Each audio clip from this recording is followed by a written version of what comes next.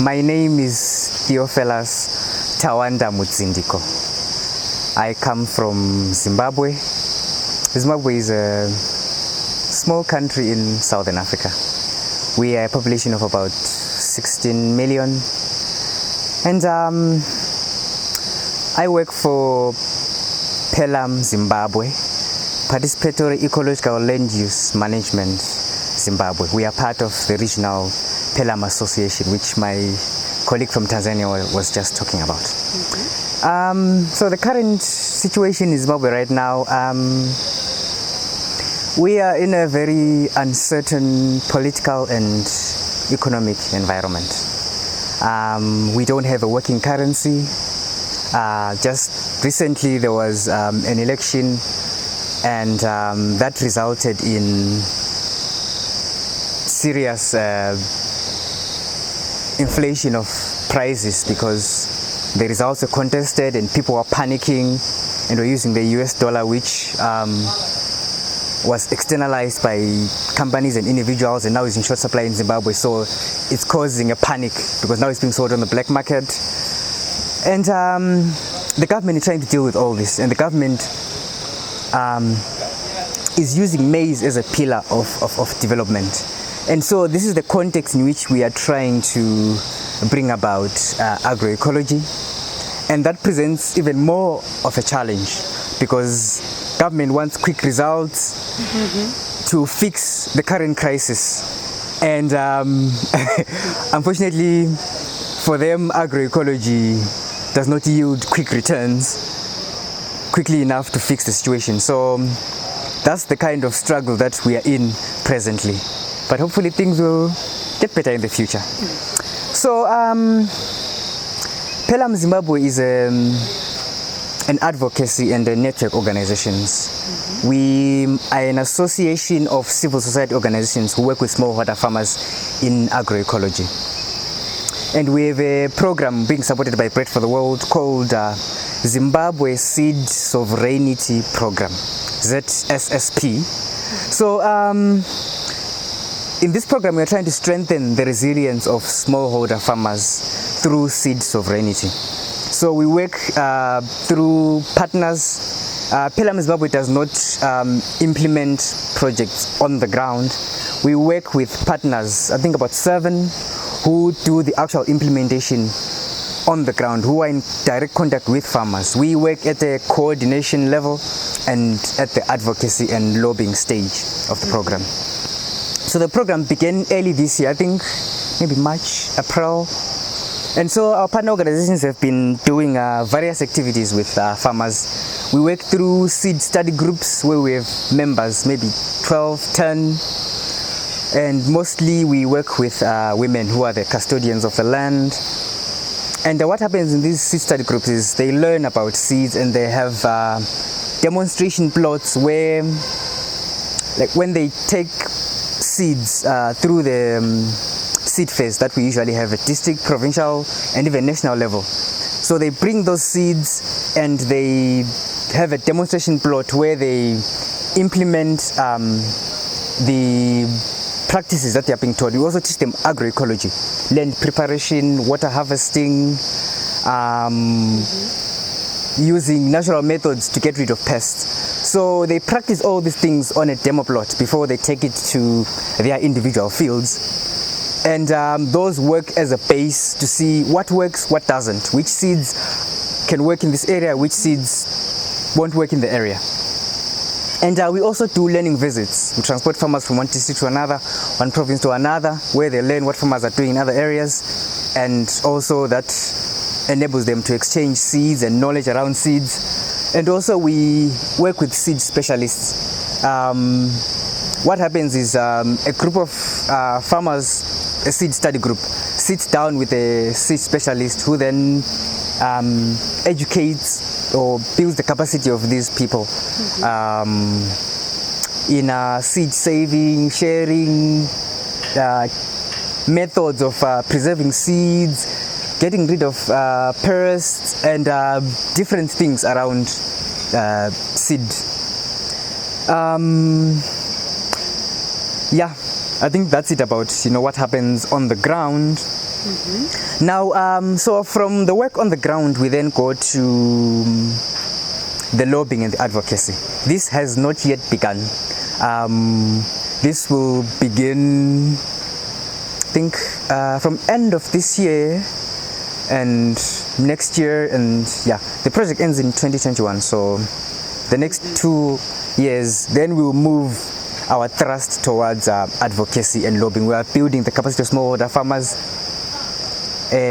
through farmer managed seed systems, and when we've built their capacity, then we will bring them to national fora where they can talk to policy makers and decision makers and try and influence them to be able to support farmer managed seed systems. So in the advocacy period or section of the program, we'll have farmer symposiums, we'll engage the media, we'll train the media on the issues to do with seeds, with agroecology, and they will help us to spread, the message throughout the country. And we also have seed fairs. I mentioned seed fairs earlier. Seed fairs are part of the ongoing program, but they are also connecting to advocacy, because as I speak currently, on the, what's the day today? Anyway, on the 19th, we have the National Seed Fair in Zimbabwe. So I was supposed to be there for that, but well, I then came here. So during that, the concept of seed fairs is bring farmers together. Farmers come, they learn, they share, they trade, they exchange seed and knowledge about seed. So we have this at district level, at provincial level, and this is the second national seed fair that we are having. And so this one brings farmers from all over Zimbabwe, even other people other organizations rather, who are not in the Zimbabwe Seeds of Wheat program, who are doing their own work in seeds, they bring their farmers. So it's a huge hub of smallholder farmers working in seed. They can share knowledge, they can trade seeds, and so we are strengthening farmers. We are going to the very roots and saying, farmers have been saving, exchanging, trading seeds for millennia. And we want to go back to that system, because this system of industrialization of hybrid seeds disempowers the farmer, and the farmer no longer has control over their seeds. Dr. Navanya rightly said, the person who controls seeds controls the future of food, they control life. So we want to give back power to the local communities to control their seeds, which they've been doing since time immemorial. And also with that, we are promoting agroecology, because these are the systems that they were using since before, and they were eroded due to industrialization and the green revolution, and now we want to go back to that so that farmers are more resilient to even climate change. So yeah, what are the challenges we are facing? Before I came, we had a multi-actors dialogue. This is also part of the advocacy, and several issues emerged from there. Firstly, is the policy environment is not supportive to the extent that farmers would like it to be. For example, what I mean is traditional seeds are not regarded as seeds by the government. They're regarded as grain, which means they cannot be traded outside the local farmer systems. Like if I'm a farmer, I cannot sell my seeds commercially, because government does not recognize them as seeds. They are more of a grain. You can have grain, you can do whatever you do at a local level. And government does this because there's been no investment in research and development of traditional seeds. And so government says, we don't know the history of these seeds. We don't know their strengths. We don't know their weaknesses. We know nothing about them. And so we cannot take them to be seeds that can be traded commercially. So that's one of the major issues that we're facing. And yet, indigenous peoples have been using these seeds for time immemorial. And during that dialogue, farmers were saying, how can you say you don't have knowledge on these seeds. Come to us and obtain the knowledge. So those are some of the dynamics that were coming out from that discussion. And also another major issue that emerged was the issue of mindsets. Young generation does not regard traditional foods and traditional systems as the cool thing or the current or the it thing. You know, young people want fast foods, chicken in, and they are also not very knowledgeable on GMOs and the impacts on their health and the environment. So those are some of the issues that were emerging, and we are trying to engage government, engage multi-actors. How can we bring in young people to be able to appreciate traditional system and traditional seeds? Because this is the future. And also one of the issues that came out was there is a lack of investment and exposure on technologies that can support smallholder farmers who are working in agroecology and using traditional seeds. Because farmers were saying traditional seeds, small grains particularly, they are very laborious. The land preparation, the weeding, the harvesting, because they are small grains, and the system that they use, they're saying they're laborious. And women were saying, we've got a lot of other things to do. We take care of the children, we go to work now, we've got other activities to worried about. And so we need technologies that help us to be able to, so that the labor involved is reduced. And that way, uptake of traditional seeds may be faster. Then what are the opportunities?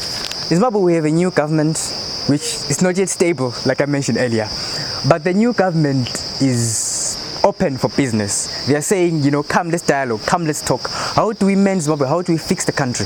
And this is an opportunity for us in agroecology, working with smallholder farmers, to come and engage government and say, let's promote agroecology.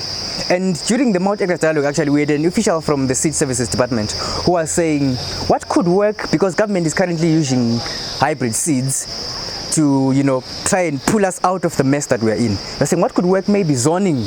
And so that's another idea that came out. You could zone places and say, okay, maybe this, like what's happening in India. Sikkim is currently an organic state. We could have a similar thing in Zimbabwe, where we have zones for organic farming, for farmer managed systems, and maybe build up from there.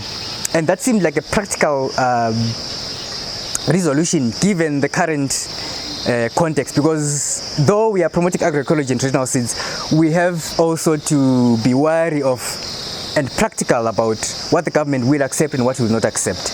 I mean, eventually we want to move to 100% agroecology, but currently that is not possible with the current economic and political situation. So we have to be practical and try and see what can work, what won't work. So that's an idea that came out of what could possibly work. Zoning. And government is also showing an interest in agroecology and traditional seeds. Like the last farming season, government collected finger millets from smallholder farmers. So they collected about 100,000 tons, I think, of finger millet as grain. So that's for us a step in the right direction, because traditionally small grains, traditional seeds, open pollinated varieties were not even looked at. And now government is saying, okay, now we want to work with you. Let's come together. Let's see how farmer managed seed systems can contribute to the local economy, can contribute to food diversity and to food and nutrition security. So government is a willing partner now, and that's great for us as Zimbabwe, as the community of practice on agroecology and traditional seed systems. Another thing that we are currently working on as Pelham Zimbabwe, we've recently started an agroecology working group. It's still at its very infancy stages, we only had 2 meetings. So before I came here, I attended the last meeting. It was on the Monday before I came for the International Biodiversity Congress. So the idea behind the agroecology working group is to bring together the community of practice in agroecology, individuals, businesses, government, CSOs, international organizations, community-based organizations, everyone and anyone who is interested and involved in agroecology come together, share ideas and knowledge, and create sort of a stronghold or starting point for us to be able to move forward and engage government and develop a knowledge system on what's happening in Zimbabwe in terms of agroecology. So we want to have essentially one voice, because currently the system is working in silos. Someone is doing something there, someone is doing something there, you don't know what's happening, there's no interlinkage with these individual organizations and with the government, and we're always fighting with the government. But now we want to come together and also involve government so that we work as partners, because traditionally in Zimbabwe, I don't know about other countries, but in Zimbabwe NGOs have been fighting with government. NGOs come and say, government, you do this, you do this, you do this. But we want to move away from that and say, let's work together. So that's the model that we want to adopt. And currently Zimbabwe is developing a national agriculture policy. They released the national agriculture policy framework 3, maybe 4 weeks back. And it's still heavily bent on industrial agriculture and monoculture, promoting maize. They have some facets of agroecology, but you can see that these were just thrown in, to make it seeming like it's part of the system. So these are sort of the developments that are happening, and we were given the policy to comment, and we made the comments that agroecology is still lacking and should be given more space in the policy. So yeah, I think that's it.